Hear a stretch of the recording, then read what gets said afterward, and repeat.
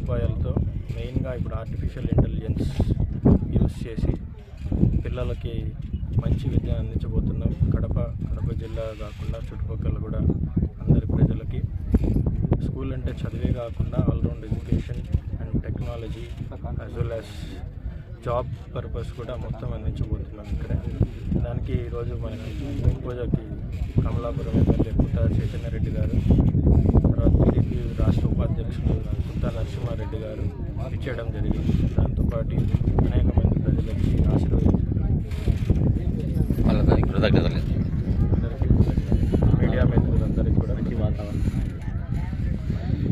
మంచి వాతావరణం చుట్టుపక్కల ప్రజలందరికీ కూడా సౌకర్యాలు ఏమైనా ఉన్నాయి చెప్పు. ఎన్ని ఎకరాల్లో చేస్తాను? ఇది మొత్తం 5.5 ఎకరాలు తీసుకోవడం జరిగింది. సో ఫస్ట్ ఫేజ్ గాను ఒక 70,000 to 80,000 స్క్వేర్ ఫీట్ కన్స్ట్రక్షన్ చేయబోతున్నాం.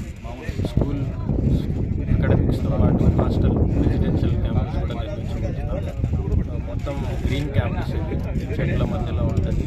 తర్వాత ఏసీ కూడా ఉంటుంది. మొత్తం హాస్టల్ కానీ స్కూల్ కానీ టీచర్స్ కూడా అందరినీ high qualified teachers all over India నుంచి తీసుకురాబోతున్నాం.